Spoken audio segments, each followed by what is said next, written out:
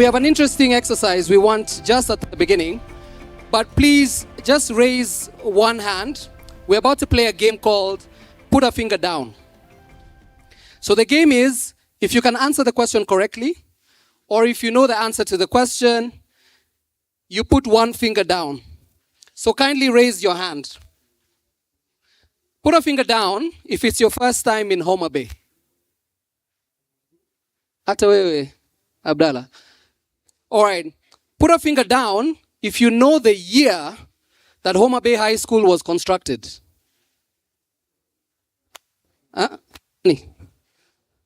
Who? You? Wewe? 1961. 1961. Correct. There's a prize, but it was the governors giving the prize. They're not here. Yeah. Put a finger down if you grew up in an era where school feeding was prevalent, where there was a lot of school feeding, millennials and pre-millennials. This is your time. Maziwa Nyayo counts. That one, millennials and Gen Zs outside. All right, put a finger down if you know which county was the very first to fully fund its early childhood development and education plan. Atinani Abdallah? Nairobi. So loud, you're so loudly. Nani, can we say, who is it? To fully fund out of its own pocket.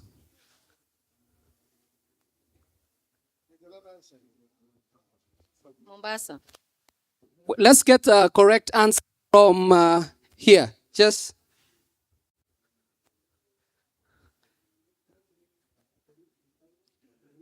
This one I don't know, honestly. No. Oh, Muranga.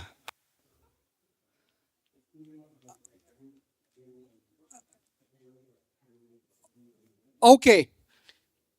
Final one as we get into the questions for today. Put a finger down if you know which organization runs largest and greenest school feeding giga in this part. Food for education. It's okay, you can say it louder. Food for education. There we go. And Food for Education are our hosts today, so a warm round of applause, please. Now, please allow me to call on stage two superstars. Please kindly have a seat. Kindly.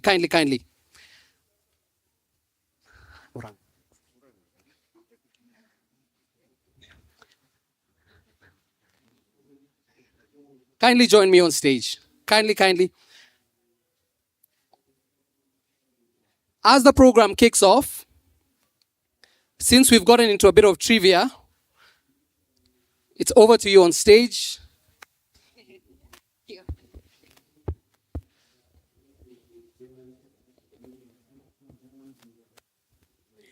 Good afternoon, everyone. How are you feeling today? Thank you so much for honoring this call and joining us in this side event. We will start in a very few minutes, but before we start, we wanted to do a small trivia just so that we understand this school feeding program that our leaders are going to discuss in a few minutes. So my colleague Flavia is joining me on stage. Flavia, karibu sana.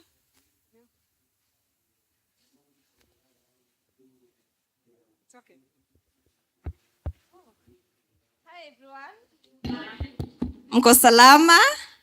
Yeah, my name is Flavia. I work with Imelda at Food for Education. We want to know how well you understand food for education. Sawa. So we'll be asking a few questions. I don't know whether we can get a few packages later, but the better you answer, the more questions, well and good. Sawa. Perfect. Imelda, go first. Sawa. So Food for Education implements a school feeding program, but when did we start implementing a school feeding program in Kenya? Anyone? When did food education begin operations in Kenya? Hakuna kugoogle. Don't Keep your Google. phone off. Yes. Anyone wants to give it a try? Yes. Director? The answers from the people. Yes. Yeah. All right. Yeah, I'll take this one. Yes. Director wants to give it a try. Which year did Food for Education begin operations in Kenya? 2012. 2012. Hakla, please. So since 2012, we've been providing a whole nutritious meals to public primary school students. Flavia, question number 2. Thank you. How many learners were we feeding, or rather, how many learners did we start feeding in 2012?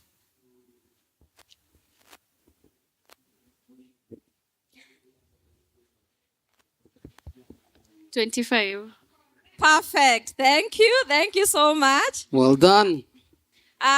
We started feeding in one county. How many counties are we currently feeding?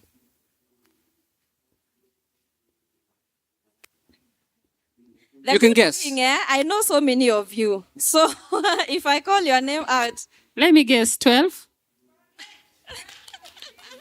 thank you, Imelda.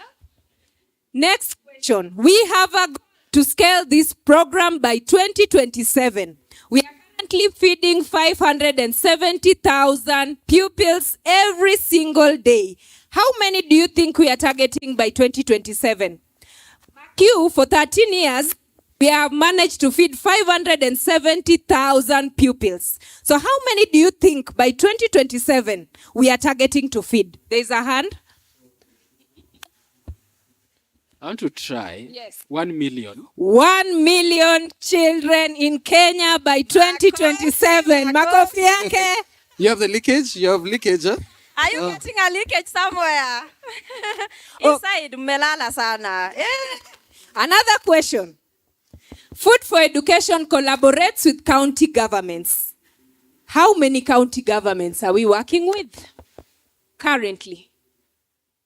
How many county governments are we currently working with? There's a hand there. 10. No. Another trial. There's a hand there. 12. No. Another trial. Slightly below that. You have leakage as well. No. Oh? Alvin? It is Embu, Mombasa, Moranga, Nairobi. 6. No, director. No, you are there. Try again. 5. No. How many county Try once more. partnerships? Kulize, unasema 4 words alafu unasema 6. You say 4. Eh? It's right there. Hand. Perfect. Makofi yake. Actually, director, the deputy director Embu, I think you are correct. You mentioned all the counties, but you said the wrong figure. So we have 4 county partnerships. Yes. 1 is Nairobi, we have Embu, we have Murang'a, and we have Mombasa. Okay? Correct. Okay, we have a program that we are supporting Nairobi City County to implement. What is the name of this program? Dishina County. Dishina County. Makofi yake. Dishina County is implemented in 17 sub-counties in Nairobi. How many kitchens do we have in Nairobi County? Pamela. Allah. Ngoja na mwenzako. 17. Good. Correct. 17 sub-counties, 17 kitchens constructed by Nairobi City County to support the school feeding program. Plus 1 giga. Plus 1 giga makofi. Oh, wow. So Index maybe 1, tafadhali. Do you want to sit in front of the class? best student. So how much are the parents contributing for the Dishina County feeding program? No, Pamela, for now, hold. Someone else from this side. Yes? Nice. 5 shillings. 5 shillings, correct. Oh, that's correct. Now, Food for Education offers a standardized feeding program for all pupils, the 570,000 pupils in the program. Yeah. There's only one menu to use. What is in this menu? What is in this menu? What do the children eat? Yes, at the back. Oh, sawa, director. Rice and lentils. Rice and lentils, That is that's one. one. Another one? Wacha wewe, tafadhali. What do they eat? Rice and beans. Rice and beans, correct. True. The third? You could shout it. There's a hand. Where's the sema? Rice. Rice and green grass. Correct. And there is something else that we give the pupils every twice a month. A banana. A banana. Correct. Makofi. I can see this class is an A class. Yeah, it's an A class. So, who can get, how many grams does a child get per day? How many grams do we serve per one serving? How many grams? Pamela, hesabu haingiani. A trial. Pamela? Hapa amna. 300 to 350. Wrong. How many grams a child's plate? This plate, how many grams is this? So keep it 200. in mind, we have Wrong. rice and then we have the stew. Yes. Combined, how many grams? Yes. 400, no. Wrong. Another try. 600. No. Almost. Almost. Almost. Someone said it. Sorry? 500. 500? No, but you're almost 500, 600, in between? 550. 550 grams. Correct. So, the other question. Right now, we are feeding the primary kids and also we are feeding the day secondary skills. So, what's the quantity again for the day secondary kids? It's not as the primary kids. Yes. So, how What's the many grammage? grams do you think we are giving to the secondary school students? 650. Correct, Pamela. So, another quick question. What partnership do you think we have with Murang'a County government? Anyone? Yes? There's a hand here. Yes. Uji program. Correct. That Karibu, is very Mheshimiwa. correct. Correct. Uji program. What about Dishina County? Yes. What partnership do we have with Dishina County? The county government of Nairobi. Yes, hot lunch every Perfect. single day from the first day of opening to the last day of closing. Yes. And another question. What are some of the impacts of a school feeding program we have realized or we have seen this far? What are some of the impacts of our school feeding program? Yes, Pamela, one. Perfect. Increased enrollment and retention, correct? Yes, Director. Director. Improved nutritional outcomes for our learners, correct? Tanya, I saw your hand up. Oh, anyone else want to try? Performance, yes, improved performance. Another one, attendance, perfect. Retention as well. Yes. And we have also been able to employ more than 4,000 Kenyans, most of them Gen Zs, into the program. Like the biggest Giga kitchen is run by a Gen Z, and this kitchen produces 60,000 meals every single day. Si makofi kwa Gen Z. Vizuri sana. Thank you, Imelda. Another one. What technology do Food for Education use before giving a child food during lunchtime? No, Pamela? There's a hand back. Yeah, someone else? Tap to eat technology. Makofi. How many seconds does it take Food for Education to deduct the parents' contribution from the tap to eat wristbands? How many seconds does it take us to deduct the parents' contribution from the wristband?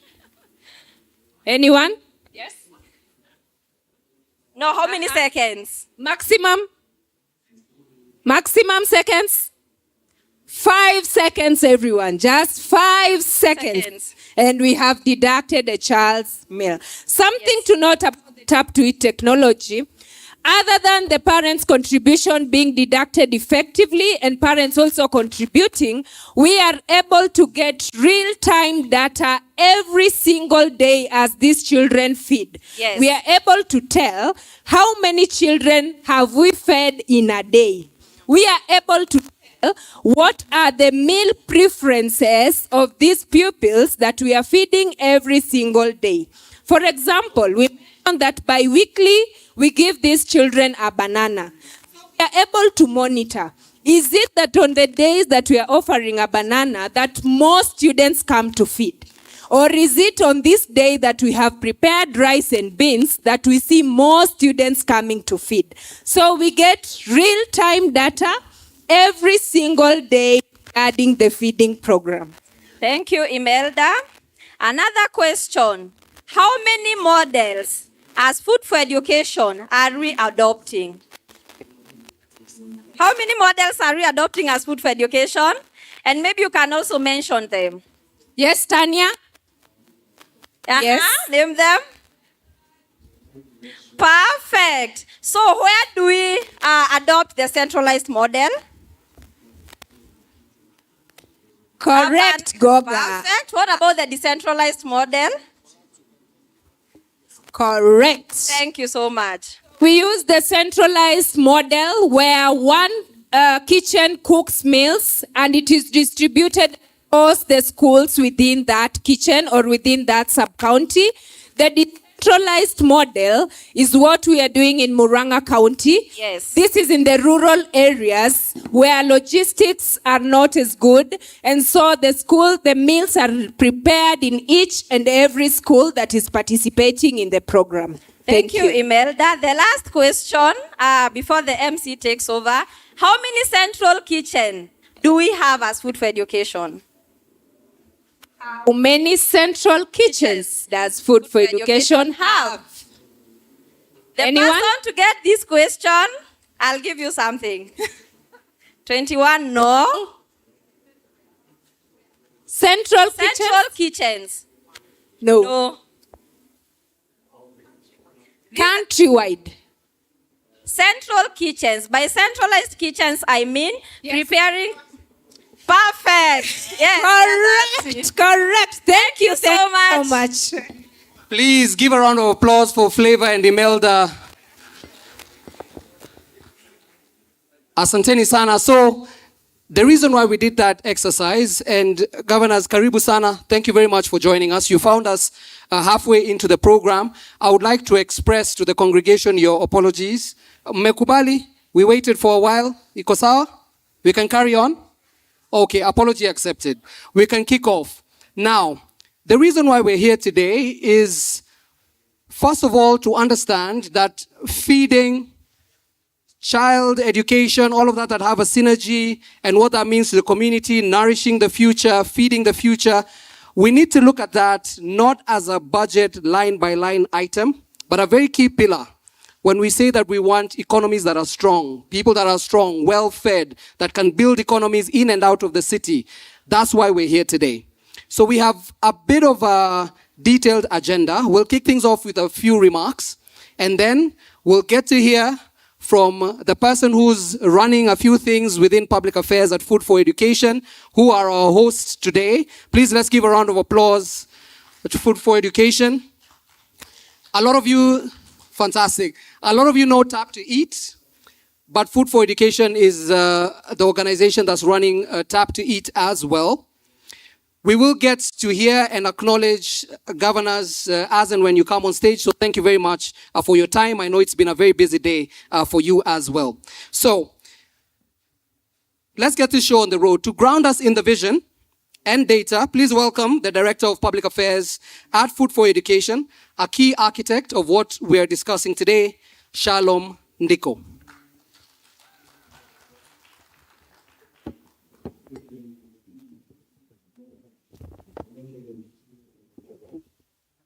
Thank you so much.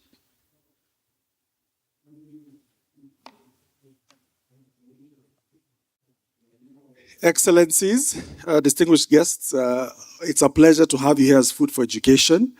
And before we commence, I just wanted to make a few remarks.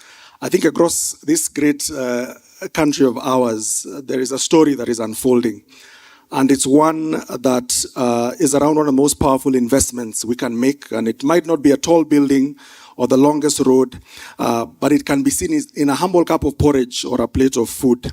And in that plate of food is hope, it is dignity, and it allows a child to sit in class with a full stomach and an open mind. And so for us, we've seen it with the county governments we work with. In Murang'a, Your Excellency, you prioritized Uji in your administration and declared that hunger in your county should be eradicated. In Mombasa, we've seen hot lunches that have lifted attendance in schools by 20%. In Embu, we've seen Her Excellency, in absentia, Governor Cecil Mbarire, guarantee Uji as well to break the cycle of malnutrition in Embu County. In Nairobi as well, where we partner, we've seen a historic intergovernmental agreement feeding 300,000 learners across those 17 sub-counties. Now, these are not just acts of charity, they are acts of justice. And today's theme is around that because we have leaders who believe that feeding our children is not a side project for Your Excellencies. It is infrastructure, it is economic policy, and it is county and nation building. At FOE, we've worked with these counties. We've tested models, technology, efficiency, but always we know that true power lies in county governments who choose to budget, to institutionalize school feeding and make it a permanent part of their identity. We know that because of their efforts and their work and the policy makers that have this drive, this is the beginning of a possibility for learners, for our children, but for farmers, for communities, and for economies. This is what keeps girls in school. This is what gives boys the strength to learn, and it guarantees farmers access to a market and builds the economies of counties. Excellencies, in conclusion, your counties and many more have chosen the path to nourish bodies, but not just bodies, futures as well. So we are not just building the roads for the trucks or the borders that carry this food, but also the tracks for the mind that these children will follow and lead as they grow. So in doing that, we've proven something in partnering with you. When governments prioritize, children eat, and when the children eat, our counties and Kenya as a whole rises. So with those remarks, I'd like to invite His Excellency, the Governor of Nyandarua County and the Vice Chair of the Education Committee to make some remarks before we transition to the panel. Karibu sana, Your Excellency.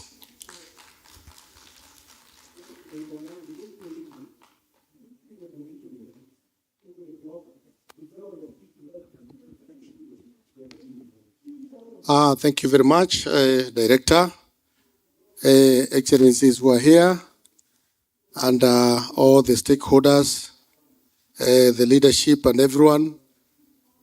This is a very important time for all of us to discuss about nourishing the future. As county government, we are the ones who are with these children, and we are very grateful for especially Food for Education for coming to team with us to make the correction that has been there. For a long time, we have built classrooms, toilets, and you know toilets are supposed to be used by somebody who is. So I think the time has come now when we need to do the right thing. So, Excellency Governors who are with us here, Professor Balchok from Bomet, and Governor Kangata from Murang'a. Thank you very much for joining us. Therefore, I start before you today as the Vice Chair of Education Committee in COG on behalf of my chair, both humbled and inspired, humbled by the weight of our shared responsibility to children, and inspired by the steadfast leadership of the chair of this committee, Governor Mutai of Kericho, and my fellow governors on the committee for the unwavering committee to make school feeding programs a reality across all our counties. Kenya's constitution speaks with clarity. Education and nutrition are each child's right under Article 53. When we embrace our mandate to ensure that no child enters a classroom on an empty stomach, we affirm both our constitutional obligation and our moral duty. Excellency, colleagues, and distinguished delegates, for Nyandarua, agriculture is not just an economic activity. It is our identity. Nearly 70% of our people work for the land, producing potatoes, garden peas, cabbages, and dairy, harnessing the rich soils and cool highland climate of the Aberdare foothills. Ours is a county of fertile promise where a plate of nutritious food in the morning can spark robust learning in the classroom. That is why a plate of food at school is one of the most important interventions in a child's education journey, particularly in marginalized and food insecure regions. Beyond nutrition, school feeding reinforces our local economy, supports smallholder farmer livestock, and demonstrates how policy becomes purpose in the hands of county governments and communities. This is why the Education Committee collaborative push to institutionalize school feeding across our counties matters deeply. It is an investment in our future. Over the past 1 year, we have worked on developing a model policy on pre-primary school feeding for our county governments.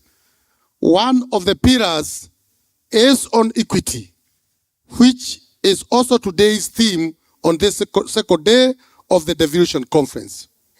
The model policy also highlights local sourcing, multi-sector coordination, and funding embedded in county integrated development plans, or CIDPs. Through that framework, we hope to transform school feeding from a fragmented initiative into a powerful tool for development and inclusion.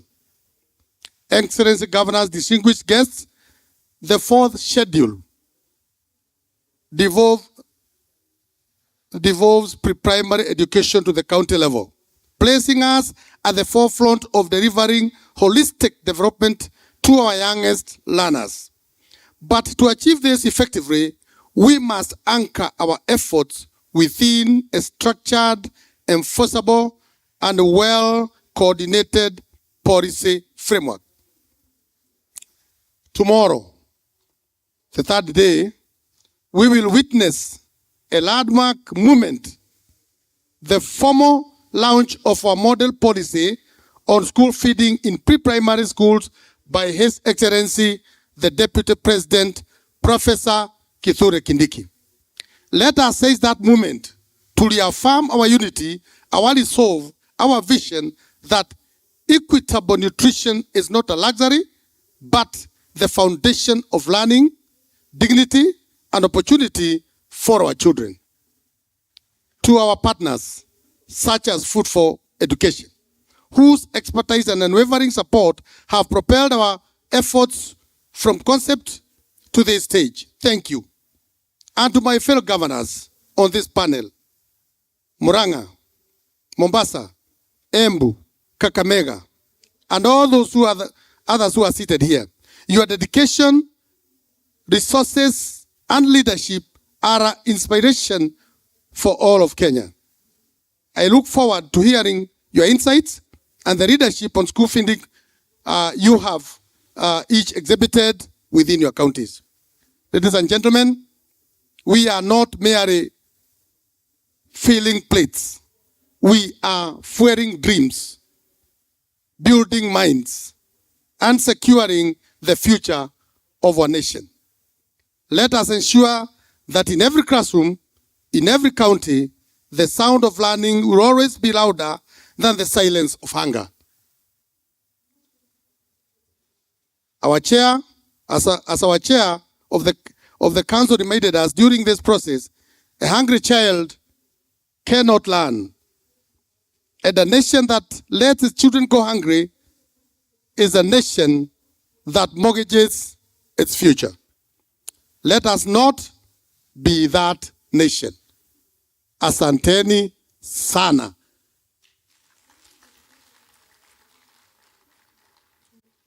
Thank you very much.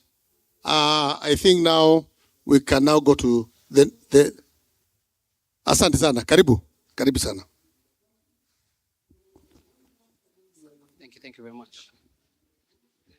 Please, let's give a round of applause to Governor Nyandarua County. Professor Barchok, please, Governor Bomet, we would love to hear some words from you just before we kick off the conversation. Dr. Kangata, very soon, will be on this stage just unpacking a few things that we're listening to. Thank you. Excellencies, governors, led by my vice chairman in the committee, Governor Moses Kiaria, Governor Kangata, our partners and delegates, good afternoon. I don't want to give a speech because my chairman has spoken on our behalf, but just to give a commitment that as Council of Governors, we are committed in laying a strong foundation for our children, especially through this school feeding program. We know some and majority, of course, of our learners come from disadvantaged backgrounds. And we have been implementing this school feeding program in fragmented manner, and that informed what we did this last month in terms of coming up with a model policy that will be launched tomorrow, so that we are structured in running this program in partnership with all the partners who have the goodwill. And I want to congratulate our partner, Food for Education, for the innovative initiative that we have in place that is running in a number of counties. We were privileged, I think 2-3 weeks ago, to visit some of those counties and schools, and there are lessons that we have learned, and I want to believe that the same will be extended to our counties. Of course, the rural counties may be a challenge, but I think there is a way that we can work out around that and borrow from what you're doing currently in the counties where your presence is.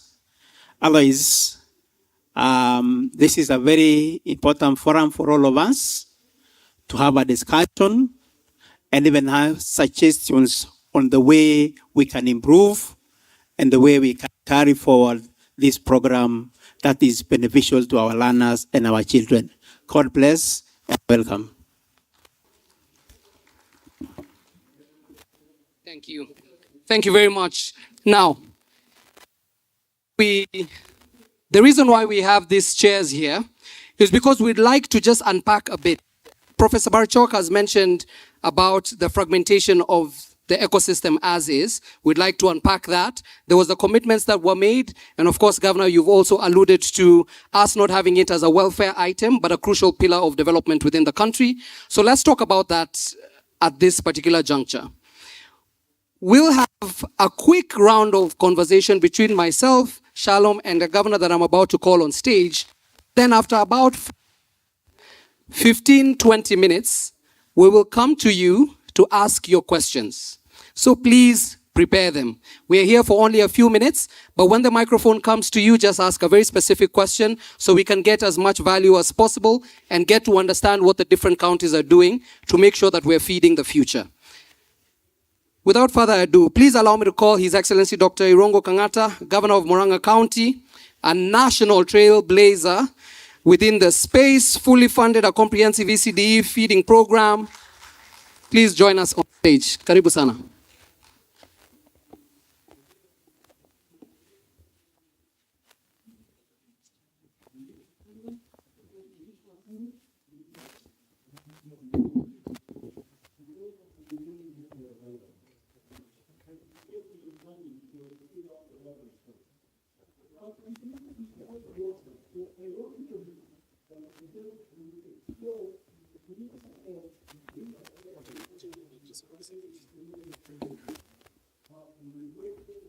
Check. All right. So just give me a thumbs up if you're still energetic. Bado tuko pamoja. People in the back, okay. Governor Kang'ata, thank you very much for extending your time and being with us here today. I'll start off with you. For a lot of governors, it's not normal for people to say that they want to support a feeding program. A lot of people have to decide, okay, am I building a classroom? Am I feeding kids? Am I launching something else? Am I involved somewhere else financially? But for you, you've made a very conscious decision. So we'd like to hear from you to just paint a picture. How did you manage to put feeding kids right at the top of your priorities? And how has that been, even working the behind the scenes and allocating to that? Let's start with you to paint a picture for us. Well, it was just the right thing to do. You have about, Murang'a has about 40,000 ECD learners. Some could not go to school because they could not afford paying for uji or school feeding in their school. I think they were being charged per day about 30 bob. So 30 bob times 20 is 600 times 4 is 2,400. So quite a number of parents could not afford what was being charged by the local schools administration, and so many other children would not go to school because they either could not afford that, so it became a barrier to education, or the idea that you go to a school that doesn't have such a program and therefore you don't concentrate well in school. So I had interacted with Food for Education through a discussion in Parliament. Well, when I was in Parliament, Mheshimiwa KJ of Dagoretti, I think, had a partnership. So he would tell me about the experiences with this organization. And therefore, when I became a governor, I looked for Wawira, the boss of this organization, and we entered into the agreement. And then, in fact, I think this program kickstarted in Murang'a in January 2023. Few months immediately we came into office, and since that time it has been almost seamless. 2 years later, what kind of conversations are you having with your fellow governors? Just pushing them, try this thing. What kind of conversations are happening? No, there's no conversation. I mean, I'm not anyone. I'm just a normal governor. So there's no conversation. So you know that is the expected answer. We all know, but in terms of best practice, what would you advise anyone who would like to also engage in a conversation where they support kids to learn, the kind of reprieve it has to families back home?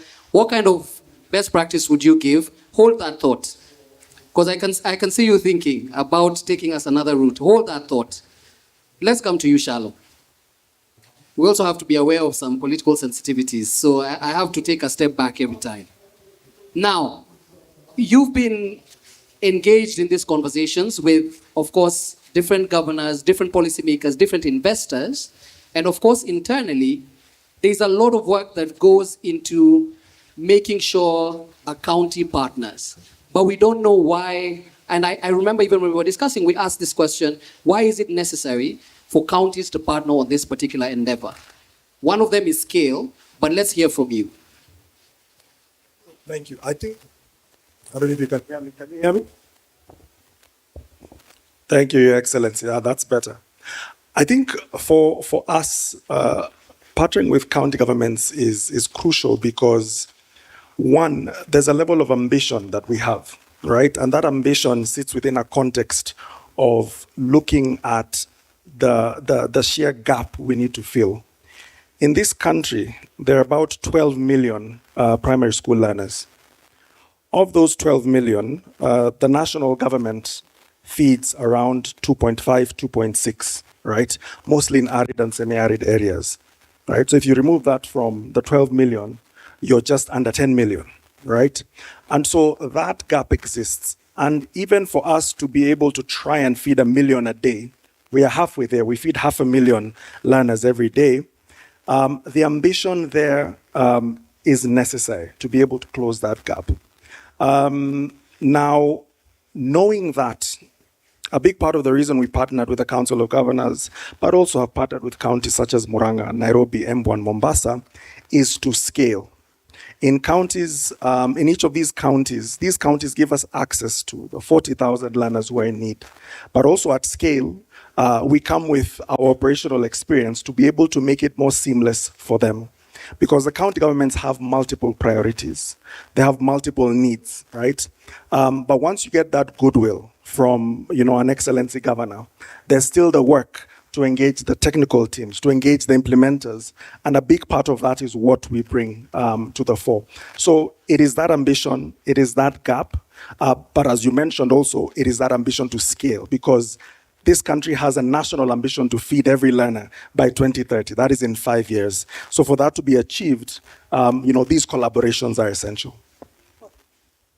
I would like to hear from Governor as well. So thanks, Shalom, for that context. And please prepare your questions. We're coming to you in just a sec. I'd like to hear from you, and you've touched on it a bit when you spoke earlier. But most of the time we speak about what it has helped local farmers, the cooperatives, but just speak to us about the household as well. What you're hearing about what this means in terms of reprieve for the household, what it has helped with the household, and then in turn, with the cooperatives and the farmers, what this then means to them as we try to model what best practices are. Okay, first is the creation of employment. The way it is structured in Murang'a, you are talking of 700 ECD centers, and you have, I think, 35 wards. One ward has about 1 or 2 kitchens. The last time, I think there were 55. So imagine 55 kitchens serving 700 ECDs. So you need riders, people who ferry that. There used to be about 5 riders per ward. So those about 35 times 5, that's almost 180 or so direct jobs. Secondly, there are those cooks who cook there. So that will be about 4 per kitchen. That's another 200. Then we brought in an innovation which was quite controversial with them. When we were starting this program, there was like well-founded. One, the parents were asking, this uji is from where? Why can't you cook it in each ECD so that we see it? But of course, that will be very expensive. For the model to work, it needs something called economies of scale. So you have one ECD, one kitchen, serving like 5 or 6 other ECDs by transportation. So there was a lot of politics. This thing can kill children, blah, blah, blah. So what we decided was, each ECDE to elect a parent whom we call Uji champion. So that Uji champion, so we are talking of 111 Uji champion per ECD. So they became 700 Uji champion. And they are paid every day, I think 200 shilling. So we gave them a role. One, to clean up those utensils. Because ECD teachers were saying, no, why are you giving us an extra duty? Secondly, they would be like, for lack of a better word, testers, so that they ensure this thing is proper. Thirdly, they would record.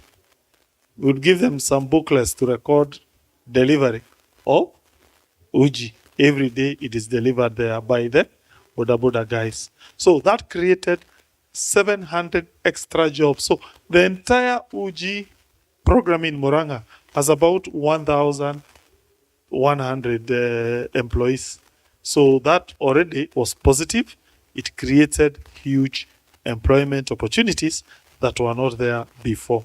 Secondly, we are now negotiating with them to upscale this to primary. We are waiting for the national government to sign up some documents, what we call like transfer of function, because primary is not devolved. So we have about 55 pilot schools. If we upscale to primary, we might create another 4,000 jobs. If that happens. For now, I think you're at about 400 or so jobs. Now, the other impact economically is definitely boosting class attendance. Those children who never used to come to school, they now come to school. Secondly, suppliers. There's a lot of supplies in the entire value chain. People who bring energy, people who bring flour. Yeah, of course, they get it from a renowned entity. But the point is, there's a lot of spillover in the economy. But for me, I think the most important impact is that small child there getting free porridge every day without fail. I think that's a moral duty. It's the right thing to do. And I think it has boosted class attendance in our ECDs. And every time we ask Murang'a people, among the various interventions of the county, which one do they think is the most important? They always say ECD school feeding program. So thank you. There you go. So on your side, Shalom, and maybe let me just ask a follow-up you that I hope you will be able to also layer it with something from Food for Education. So your model relies heavily on community engagement and cooperative engagement within the county. What happens when the market prices shoot up? How do you protect farmers, parents? How does that work? No, it's not an issue to us. It is them. Because, we have a contract. We entered into a contract that I think they are going to charge us. How much is it? 16 per cup. So 16 bob per cup. So we don't care if the cost of the inputs go up. It's their duty as we just pay 16 bob. And I think, by the way, if I'm not wrong, we have been paying them on time. It is them who are always late in giving us documents. But every time we are deciding, one of the problems, counties don't have money. So the question of priority will always come. I can tell you, they are always in our top priority. And it is them who delay to give us documents when the money is there. But we always feel we have a moral duty to pay them. Of course, I know we owe them, but I know it's not because of us, it's them failure to give us documents. But we are very proud with the work that they have done to us. And we're also happier. Other counties have come and picked up the idea. I saw Embu came, they are now inside. And we don't monopolize ideas. One hand washes the other. So therefore, thank you. Good work. There we go. And that's why I warned you before I asked. It was coming. So just talk about that a bit, and then we'll talk about what's happening tomorrow. That kind of underlying layer that a lot of people don't see. Absolutely. And I think, His Excellency is right, because as a partner, we enter into contracts with the county government to support them in their ambition for school feeding. And for us, the way in which we do it is we guarantee the county government that this cup will cost 16 shillings for that period, or this plate of food, if it is for the county governments that do meals, will cost this amount of money over this period. The obligation then is on us. Now, some people don't appreciate how much goes into this. As I mentioned earlier, we feed 500,000 children every day schools are in session.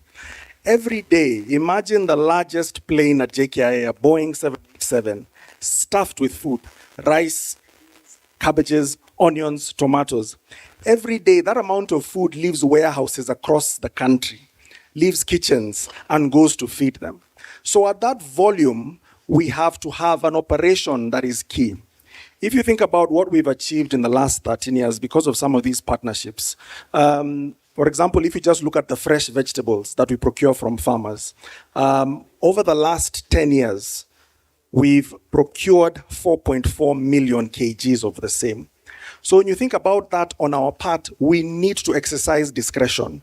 We need to know when are the Wairimu beans cheapest, and we buy them in volume and store them. We need to know when is the millet flour that is being used for the porridge to make sure it's nutritious cheapest. When is it in season? When is there competition? When can we leverage on A, B, C, and D? When the price of fuel goes up, how do we play around with that? And around economies of scale, because we've made that commitment to them.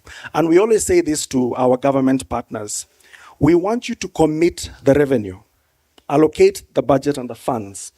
But at the end of it, from sourcing to storage to preparation and to serving, leave it to us. That's the headache we're trying to take away in this partnership. And as His Excellency has mentioned, the county governments, we've never had any pending bills. The county governments fulfill their obligations. And it's on us to make sure that we're putting in the paperwork on time. But at the end of the day, the priority for both of us is to make sure those children feed, those parents are satisfied, those border riders are employed. And at the end of the day, those local economies thrive and are empowered. Love that. There's a saying. Check.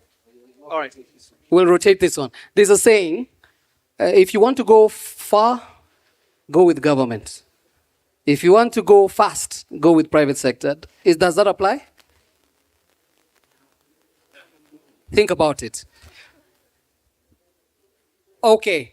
Now, we'd like to get at least one or two questions from the audience. Really quickly, if you're able to just shoot up your hand. We'll come to you very quickly. There are 1, 2 there. Okay, we'll start with those. If you could just get a mic.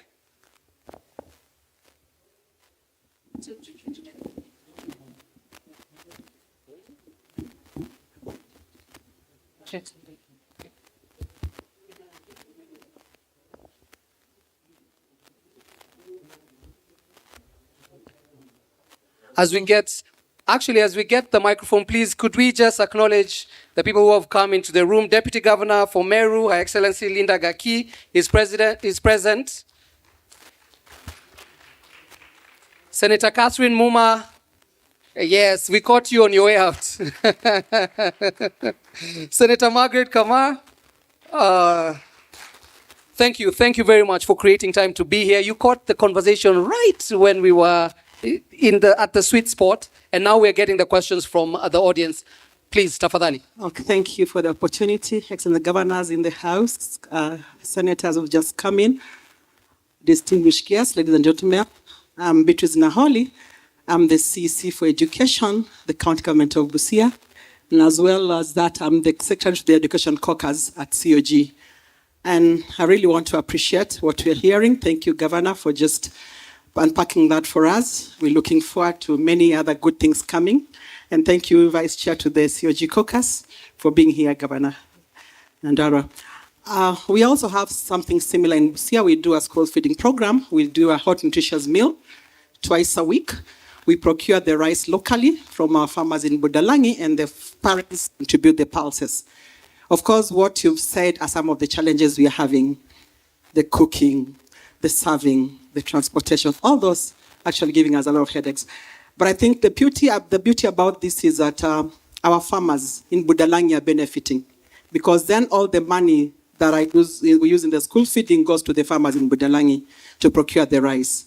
Now my question is, and I heard the other day there was a conversation that the government wants to open up the importation of rice. And I think Governor Cecil was very clear and said there's so much rice. And when we pass Embu, we all see there's so much rice. There's so much in Budalangi. In fact, for us, the Ugandans benefit. They buy it at 30 shillings a kilo of paddy. So they are really fleecing our farmers. And now my question is, so what is the plan for food for education? Or are you procuring most of the rice? Are you planning to procure it locally because of now the outcry of imported rice? Because I know even now when I began, it's cheaper to import rice, yes. But all of our farmers. Thank you. That's very clear. We'll take some and then we'll answer them. Thank you. Thank you for this opportunity. My name is Gadenge. I come from Nyandarua County. And as a resident, I'm a registered voter in Nyandarua, but I reside in Moranga. Thank you so much. I'm so much excited to see Governor Kangata. And as someone who has background in education, I'm looking at sustainability of the program, Governor Kangata. And what is the future of that program in 2032? And the word 2032 is very deliberate, Governor Kangata. And so how do we move on from, I'm assuming, after 2032, what is the future of that particular program? Equally, I'm also excited that my governor is here, Governor Kiari Badirisha, because I know there are some very dry areas in Nyandarua, just like the dry areas in Moranga, Rokotwede, and all those areas. Thank you so much. The issue is sustainability of the program. Asante sana. That was very, very clear. Let's take the last question. Thank you. Thank you for that. Okay, thank you. Your Excellencies, my name is Jebet from County Government of Mombasa. Now, I want to appreciate the role that you are doing in Moranga, and I would wish to understand how do you, for example, how does the school feeding program be designed not only for to improve learning outcomes, but also to ensure that there is sustainability in terms of engaging the communities around for more productivity. And number two, these Uji champions, were they nominated, or how were they identified as the Uji champions, so that they avoid some kind of community breakups? Okay. So we have at least 5. We'll run through them. If you have any, just one. Please allow us to answer this round of questions, and then, okay, please, just go. It's okay. Thank you. I want to appreciate the governors in the House. My name is CP Emily Ongaga. I'm the CC member in charge of education in County Government of Nyamira. My question is on the modernized kitchens, the central feeding kitchens, and the governors in the House. Governor Kangata, we came to benchmark in your county, and we were able to see what has been shown there, and it is very true, and the kids were very happy. So my question is to the governors in the House that how do you assist the Department of Education to ensure that we have these modernized kitchens? Because in most cases, the feeding budget is a recurrent budget. So we need help so that we can get support through the county assemblies, so that we can get development budget to be able to construct the modernized kitchens, so that the sustainability of the program can be sustained. Thank you. Thank you very much. And maybe within that same question, we can also answer about special purpose and financing within the same, and possibly even ring fencing budgets around specific projects. So let's get to the first question, which was to you, Shalom. Where to procure? Thank you so much, Georgie, and thank you, Waziri Busia. It's good to see you. Thank you so much. I think one thing that influences how we make that decision is scale. It's very interesting that because of the scale that we're at, and the fact that when it comes to school meals, the one starch that we've been providing every school day is rice. And the tonnage that is required to feed those 500,000 children now, and hopefully 1 million in the next less than 2 years, is quite key. So for that reliability and the quality of rice, we have been importing. Now, local markets are actually consistently on our minds because we've explored local options, and just the quality has become problem, because remember, those children have 50 minutes from when they come at 12:20 for lunch to when they go back. And for those of you who've seen our service, I think His Excellency Governor Barchok was in Mombasa. He flagged that the service is fast and quick. So when the rice is sticky or when the rice doesn't boil well, it then affects that efficiency. So we've been importing it.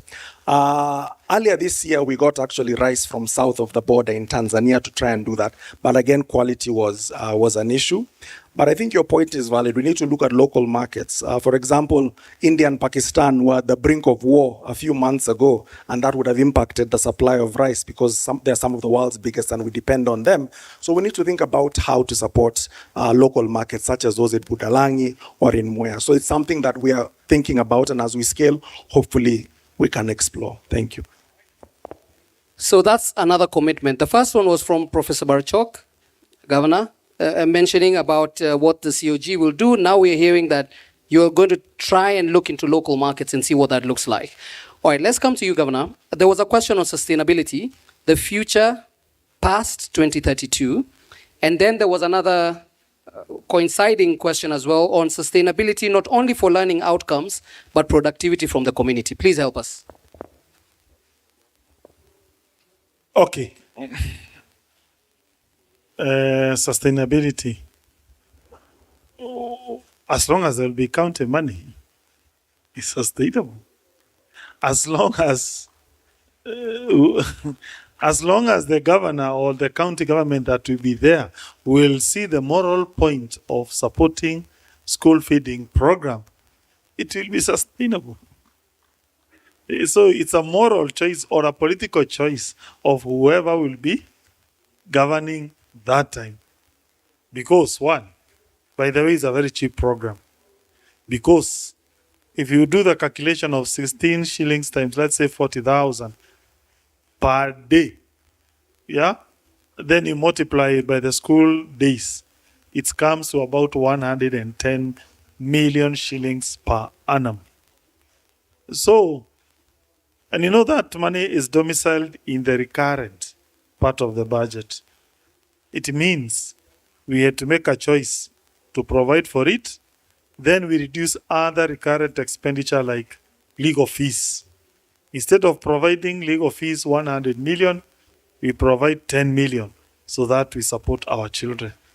Instead of having foreign trip budget to be 60 million, and most likely it is only myself and we will go outside, we reduce it, we support that. So that will be the moral choice of whoever will come and become leaders, whatever period that will be. Secondly, there's a policy that was passed that underpins this thing. By the way, in fact, it was a very funny thing. When we came up with this idea, there was a lot of push and pull within the assembly and the community.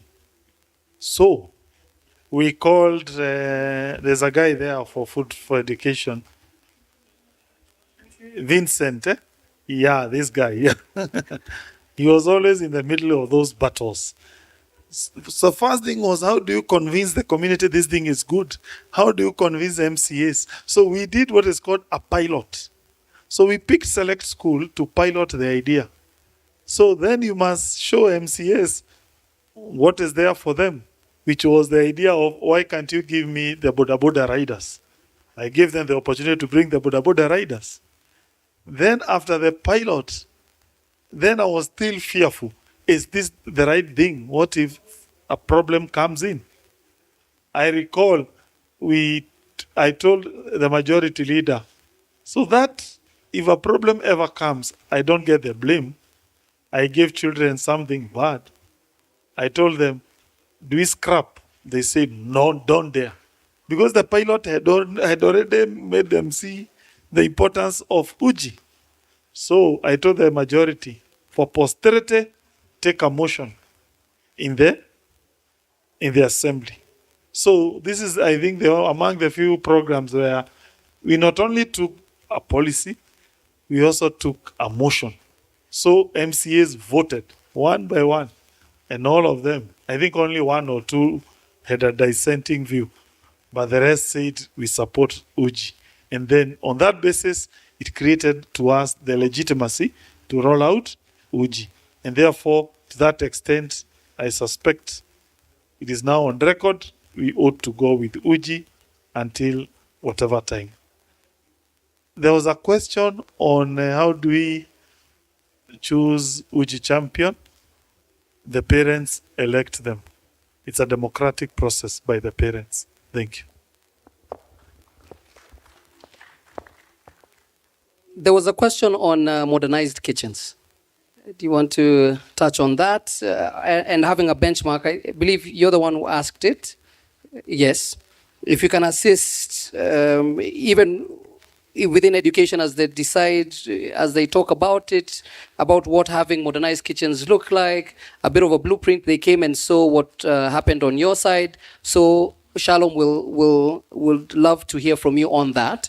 But the governor has alluded to something which I feel could now segue into maybe the last round of questions. Policy. We have something being launched tomorrow, the model policy that the deputy president will bring to the people, right? But it's not the first policy we've seen that has a brilliant idea behind it. How do we ensure, especially with the role that you've played now and seeing Embu, Murang'a, Mombasa, Nairobi, and what you've done and best practices from there, how do we ensure that it moves from the shelf to something that is actually implemented? Because at this point, we've talked so much. But just speak to us about that and then the modernized kitchens as well.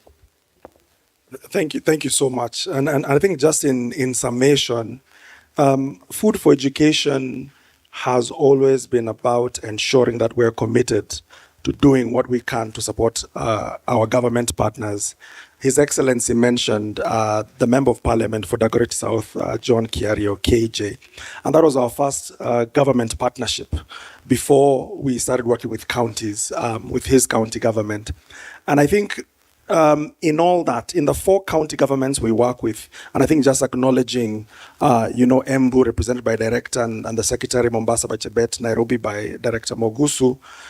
For each of these counties, we will, for Murang'a, we are working on a policy that is almost completed for Murang'a. We are doing so with Mombasa, we are doing so with Nairobi, and we'll probably start doing so with Embu. Because for us, we believe it's not just about implementation. It is about ensuring that those frameworks are in place and them working together. The commitment we've made to the Education Committee, represented by the 2 members here, and the Council of Governors, who have been very supportive through this process, is that once this policy is done, isikuwe tu maridadi ya kulaunch kesho. I think we're already talking about 5 counties that we're identifying to be able then to support in implementing that, in addition to the 4 that we are working in. So for us as Food for Education, we have a team, Vincent, Stella, and others who are leading this, and we're committed to continue providing that support technically with resources to be able to do that. And then in terms of the kitchens by Waziri from Nyamira, I think we Governor, you'd have to forgive us because we send a lot of county governments there to benchmark. I think even Embu came to Murang'a, and other county governments have been there too. And I think Murang'a is a model for rural school feeding. Governor Barchok, when we were in Mombasa, you talked about the rural areas, and Murang'a is a good way in which we've done that. So these kitchens that he mentioned, in partnership with them, we've developed them, equipped them, and we're even exploring, for example, even using things like sustainable forms of energy, such as briquettes, to make sure that we're transitioning from using firewood to using briquettes that are more sustainable and that will last. And it's something that we as an organization commit, because once he tells us, I have that 16 shillings, we need to figure out how to make that turn into a cup of porridge. And we commit to a lot of the county governments to bring about some of that infrastructure in the form of kitchens. Counties like Nairobi have actually invested in infrastructure, but it's something that we've committed to supporting county governments to ensure that that is in place so that those children can feed and economies can grow. There's a question here, question there, question there. Abdallah, tuanza na wewe. And then, please, you'll allow us to... Okay. So, please... Yes, His Excellency, I am from Mombasa. My questions are three. Number one. Abdallah, tafadhali. Moja. Aye. I'm interested in two of them, please. His Excellency, you have 700 champions. Are they employed by the county government of Mombasa? If yes, Muranga, sorry. Are they employed by the county government of Muranga? If yes, is it contract or permanent, or how is it done? The 700 which you talked about. Number two, how many more counties are you able to handle food for education? If today 47 counties come to you and they tell you that they want the program, will you be able to handle the program? Number three, is that enough? Okay, thank you. There was one last question there. There was one more there. Thank you. My name is Jeremiah Reri, Director ECD Embu County Government, and also the Chair of ECD Directors Caucus. First is to thank Your Excellency on behalf of my Excellency Governor Cicely Baride for the fact that we came and learned about this feeding program from Murang'a County. We were really wondering how the rural counties are working. And we really appreciate the help that we've got from you, both technically and also moving to your schools and seeing how you're operating the program. Now, my question is, Embu just started I think May this year. So we are in the pilot of the first schools before you board the others. And so far, so good, especially on logistics, because I think that's the biggest challenge we had, because we had a feeding program before. And the logistics part, I think, is that the biggest challenge that we have. And Food for Education has been able to handle that. Now, my question is on the issue of payments to the Food for Education. We've not had that challenge yet, but it's something we had in the previous feeding program, because the academic year runs January, December, and the financial year runs June, July. So you find the financial year ending the middle of second term, which again, the children are still in school. So I don't know. Then the other challenge we had was also on the issue of the money. So county assemblies will find that we have money that we have not exhausted in our third quarter, which is January, yet we still have some 3 months to go. So how do you ring-fence your money so that, one, it's not, reallocated during the supplementary budget because they see a lump sum of money and reallocate, and two, those transition months between July and August, like now, when maybe budgets have not yet been approved and started being used, how do you do that? Is it that you have a fund account, or is it that you have ring-fenced the money? Thank you. Thank you. Thank you very much. And there's also a good case study from Embu, so I'm sure we can talk about that as well. Yeah, thank you. My name is Bartai Walter from Elgeyo Marakwet County. And I would like to ask two questions. One is, how is it feasible to implement the project in remote areas where schools are widely spaced apart, considering that in some of our areas, to reach one of the schools from one school to the next, it will take time because of the terrain and also the road network. And also the second one is that can the school meals be diversified, say that it can incorporate or actually promote the use of locally available foods that are available within that area? Thank you. Okay, ties into the question as well on local sourcing as well, that second question. We'd like to please take two last questions. Also, for time's sake. One there, one last one there. Then we'll kindly come to you. Thank you. My name is Kego Edward from Nyandarua. I got interest in centralized kitchens. Your Excellency, my question is, how do you vet these sources or the kitchens? Now that county is based on wards, and we have waheshimiwas in the wards. Now we have the centralized kitchens whereby you want to scale down or optimize cost. How do you vet those centers? Thank you. Thank you. Last one, please. I have them all noted, so don't worry about it.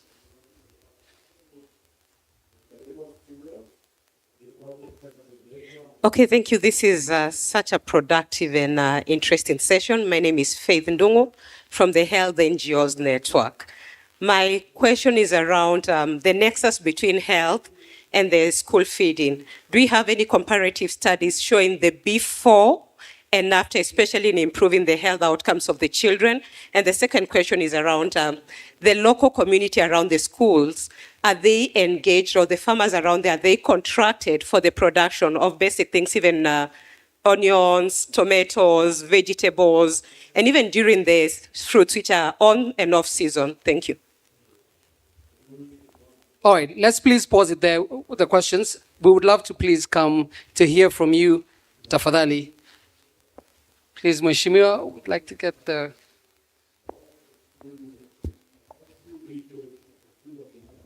Thank you very much. First, may I congratulate my former colleague in the Senate, Governor of Murang'a, for doing a wonderful job. We use him for examples, not just for food, although we have not reached Murang'a, we are going to Murang'a for that, but also on digital learning, digital education. So there are a lot of things that we can learn from Murang'a. I just wanted to almost respond to an earlier question on sustainability. I want to remind all of us in the room that it is the law. According to the Constitution of Kenya, Article 53, in the Bill of Rights, there are some rights that have not been unbundled. The right to read, free education is there. The right to nutritious food is also there.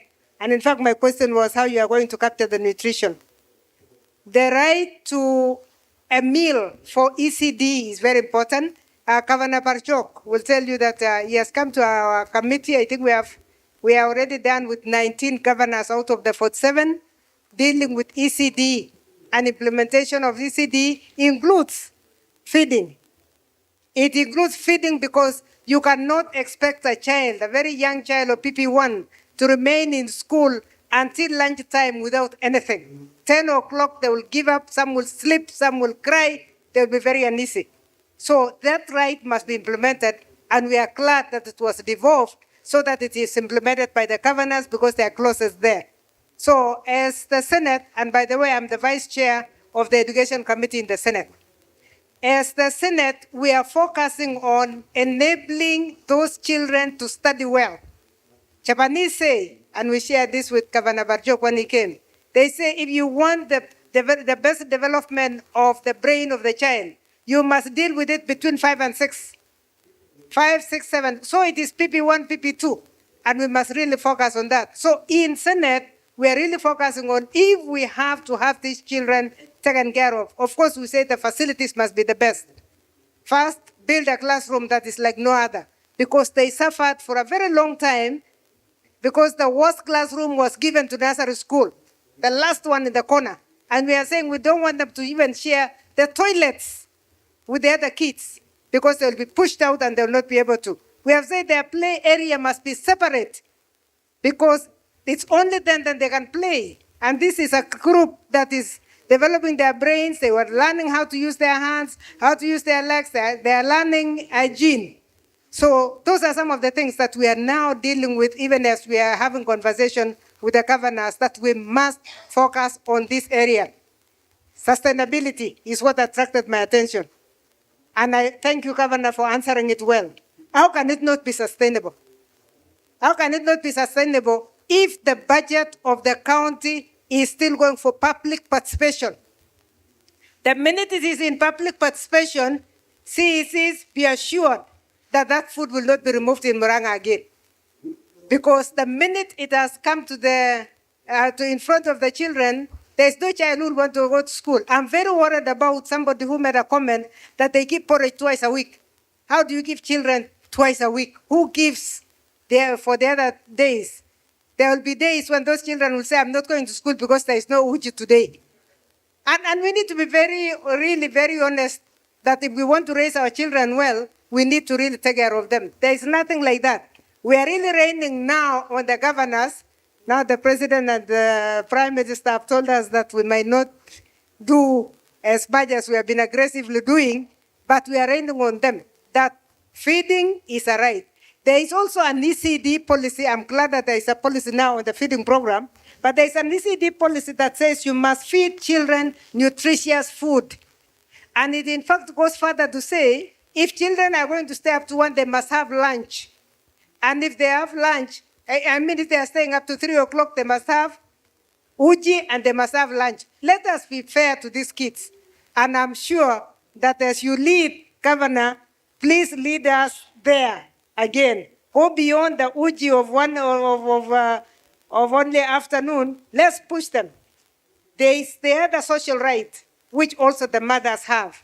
Because if you are telling a mother to leave a child after 1 o'clock, pick the child and go and cook for that child, that mother cannot do anything else except to rush in the morning, look like you are employed in the morning, or the house girl has to go. We don't. Let's move our children to 3 o'clock, give them that lunch. The money is there. That is why in the Senate Education Committee, we said stop bursaries. I know it is the most unpopular one, but we agreed. We agreed with the Auditor General that we don't want bursaries until the bursary money is given to the governors. These governors are struggling mainly because they are the closest ones to the children. So everybody is coming for bursary. Now I'm suffering, so they sympathize.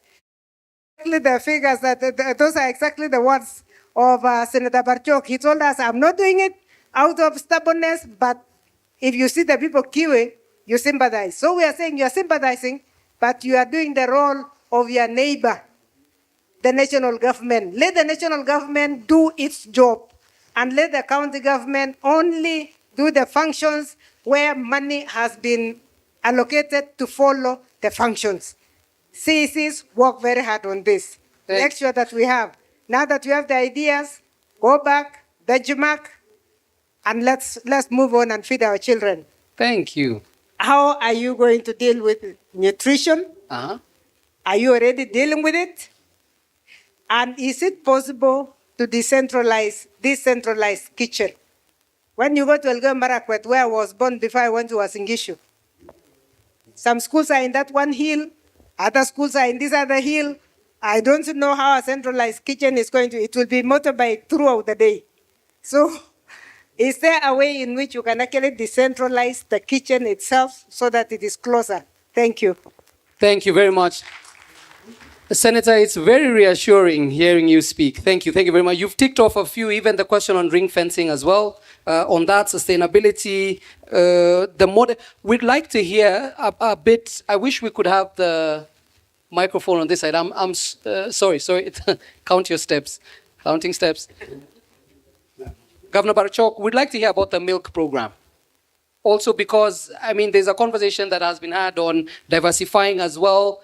But let's speak to us a bit about the milk program, successes about it, maybe where you feel like some things could be borrowed from your program. And then, Governor, would like to hear, as we wrap up, about the model policy tomorrow. We'd like to hear some thoughts from you. Okay, thank you. So first, I want to congratulate my colleague, Governor Murang'a, for this very noble initiative. Of course, as he has said, it's a moral duty on all of us who are in leadership to ensure that we make our children to be comfortable, not only in terms of the physical spaces, but in terms of their health. Bomet has been running a program. I will not describe it as school feeding program. We've been providing school milk for our ECD children from the year 2019 to date.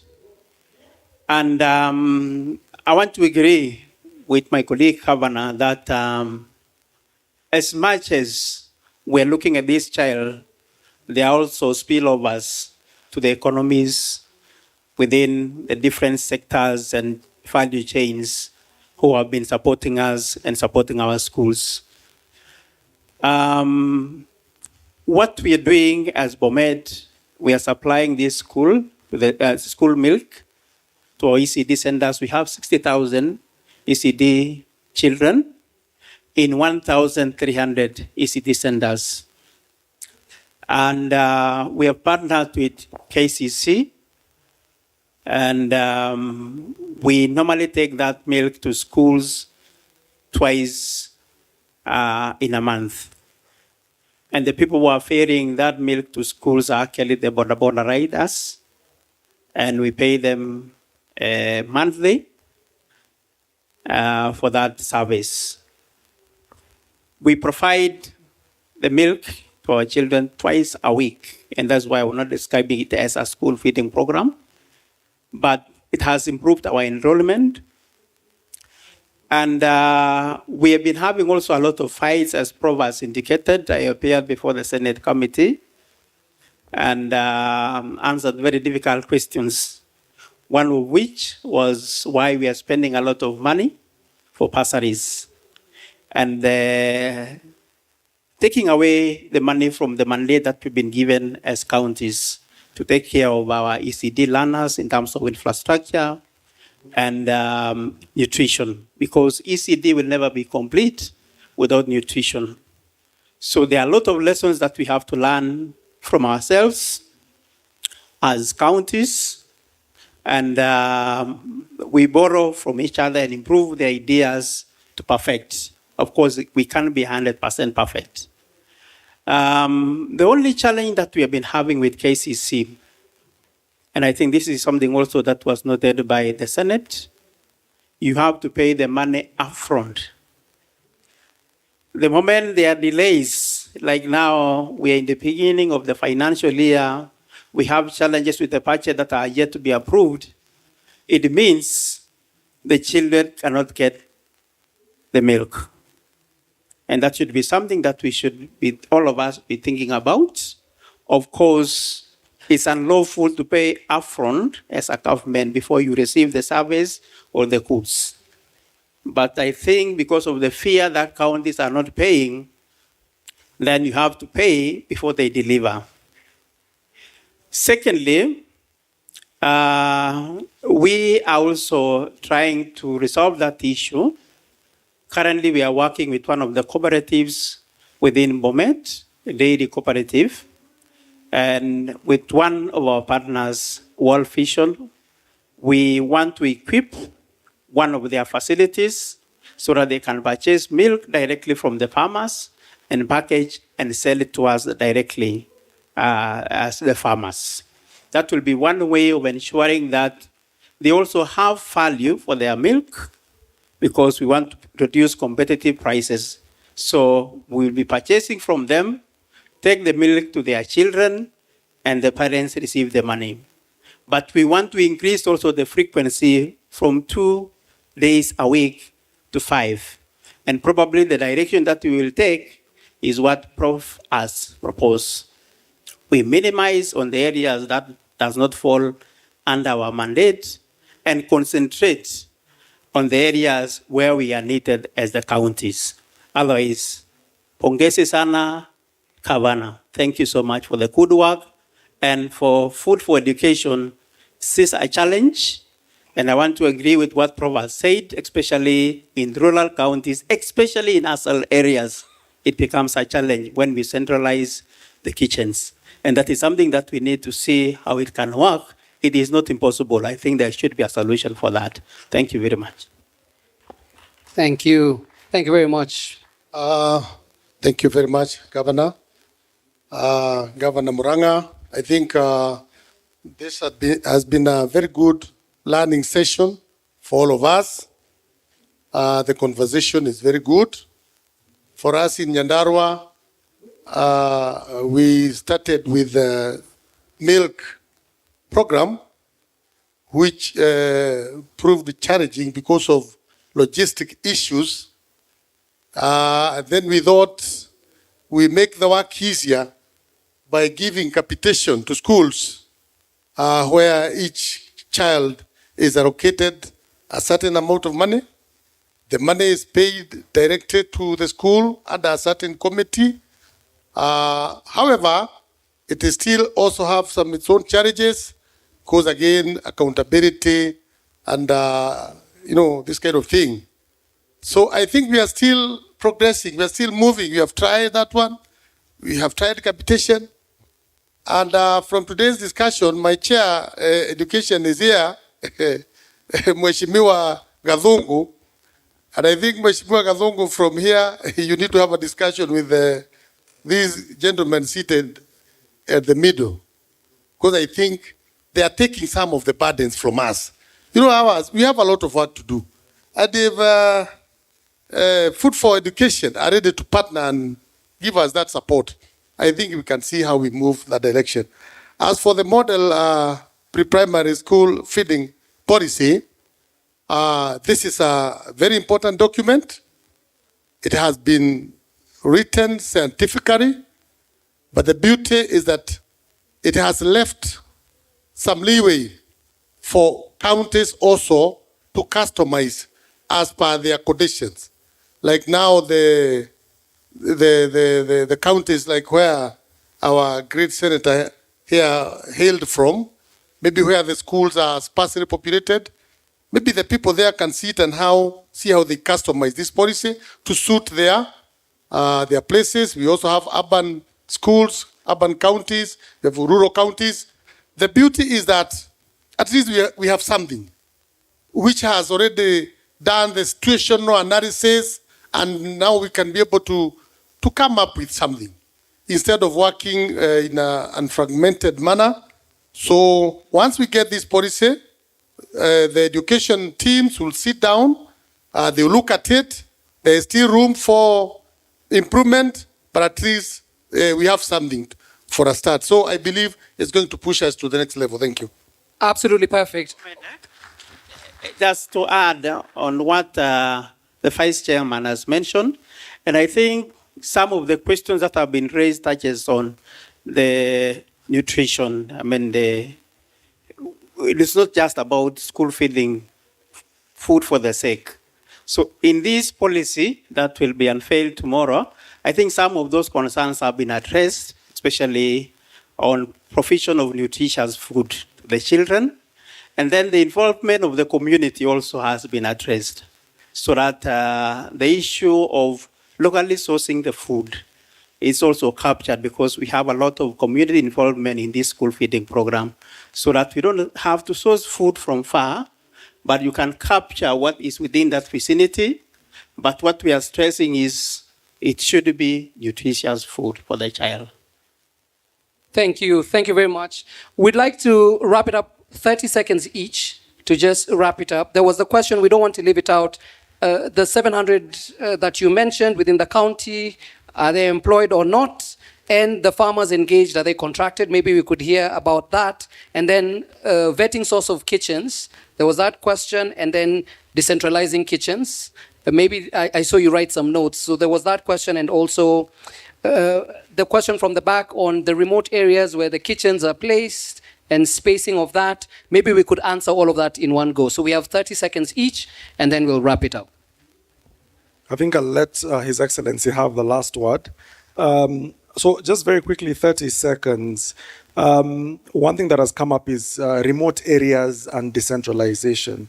So Senator Prof. Mheshimiwa, you've flagged that if we were to come to Elgeyo Marakwet, centralized kitchens would not work.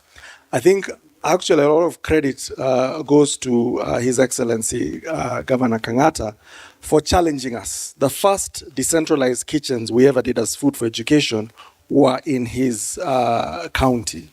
And that then created the impetus for us to do it in Nyeri, for us to do it in Wasingishu, for us to do it in Nakuru outside of the city, and even in Wasingishu in the outskirts of the city. And now even in Embu, we are doing it.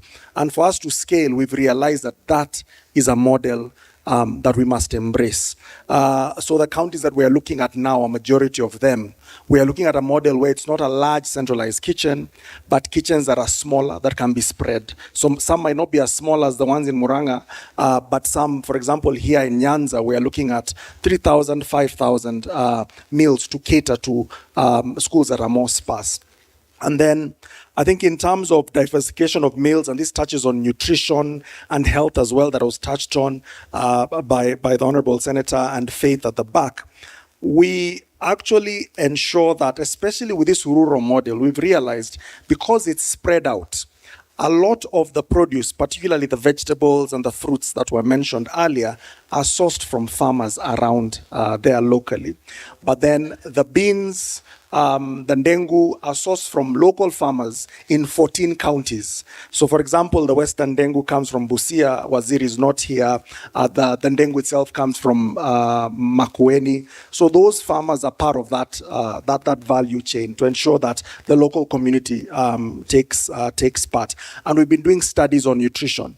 In Nairobi, where we run the largest county school feeding program in partnership with the Nairobi City County Government, we've done an extensive baseline study to look at the nutritional profiles of the learners with the London School of Tropical Hygiene to make sure that we are responding to those needs. We're also working with the Ministry of Health to ensure that the school menu guidelines, national, that are being developed cater to those needs, and we are sharing our experiences on the same. So I think that is it on time, Your Excellency.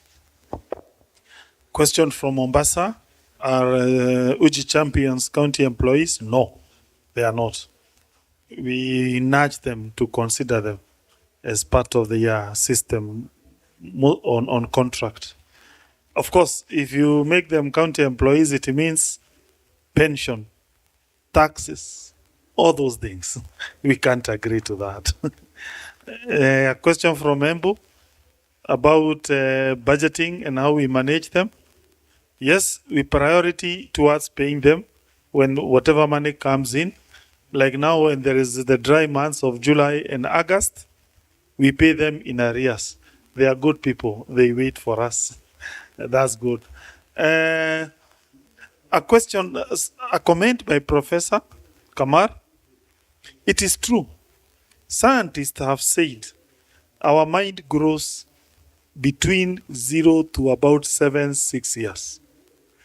There are some proteins needed for our minds to grow, which are not naturally occurring. So you have to eat them.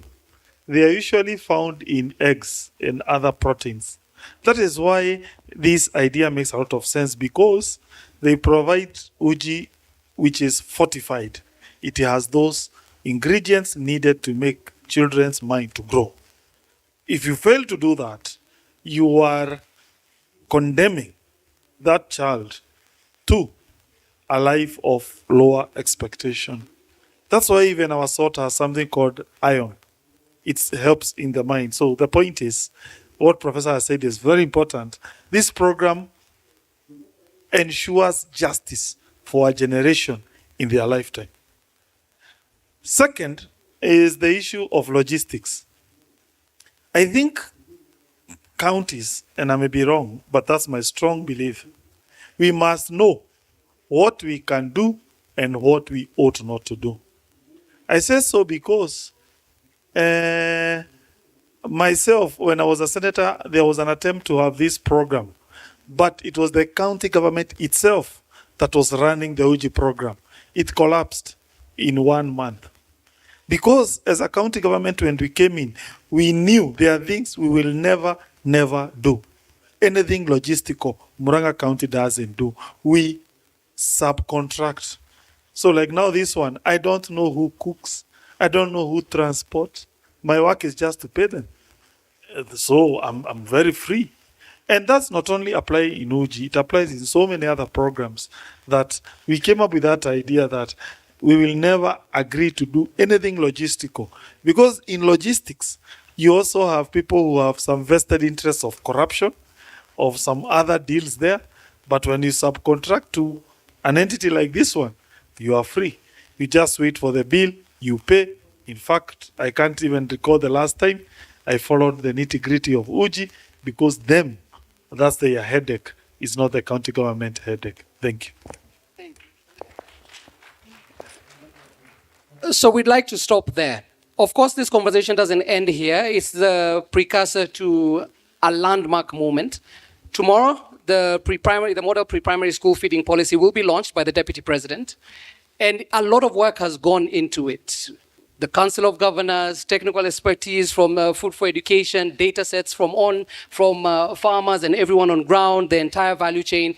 I urge you to really take that policy as a tool to institutionalize what we know works and then leave some room to learn as we continue. But there is still a lot that needs to be done within the counties, and I just urge you to use that doc and that policy as something to institute what we know works. And with that, I think it's unfair for the government to speak only, whereas there are people who help him in this program.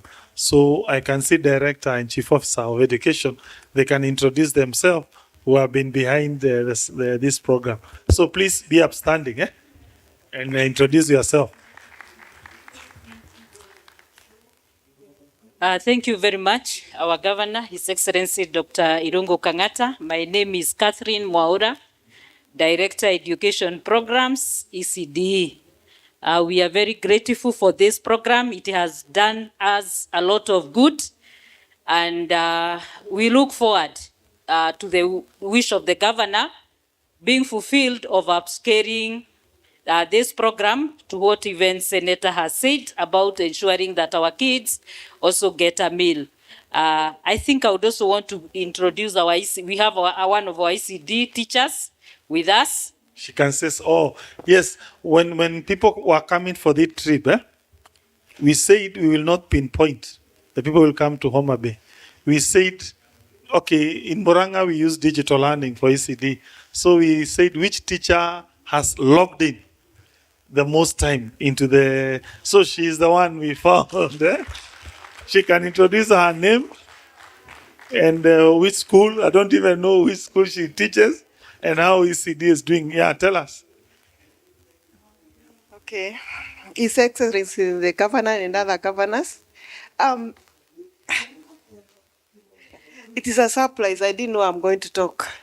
So, Teresia Mwaura, an ECD teacher from Murang'a County, and I can attest to what the Governor is said. The children take uji at 9 in the morning, and it is constant. So I want to say, whatever he's saying, it's true. And which school? Radega ECD. Eh? It's a feeder school. Radega ECD. Wadega, which ward, which constituency? Gaturi ward. Gaturi? Yeah. Okay, Haru. Yeah. Yeah, she was the one who has taught most using our digital learning. We picked her. See you. Good evening, everyone. My name is Gushu Ndongo, the Chief Officer in charge of Education and Communication. And I think for me is to thank all our partners who have enabled us to roll out this program. It's been a joy. When you see kids taking uji, it always gives us joy. They go home happy and they attend. In fact, I think enrollment has gone up by more than 12% because of this program, and we are really proud of it. Thank you, everyone. Oh, my PA, I think, can also say, Asione, I'm unfair to him. Yeah. Thank you. Thank you, Excellency. I'm so grateful to be here. The program that you are hearing, the UGI program, actually in my area where I come from, the classes were 2, but they used to keep the kids together because there were not so many. But today, the kids are so many that they were distributed to the different classes. So they are from 1 to 2 classes. So I can attest, I've seen the program being successful. Thank you. Is there anyone else who wants to speak? No. Okay. All right. And let's please put a pause there. I would like to thank, first of all, the panelists for not abandoning me when we asked the tough questions and when the questions were asked. Thank you very much. Let's please give a round of applause. Ngoja kidogo. And then to all of you for also giving us your time. We know it was hot earlier. We've spent enough time. Now things have cooled down. So thanks to all of you for also lending us your time, and to Food for Education for also bringing all of us together. Asante sana, and to all the waheshimiwa in the room. Thank you tremendously for all the work that you're doing across your different areas of work. Asante sana.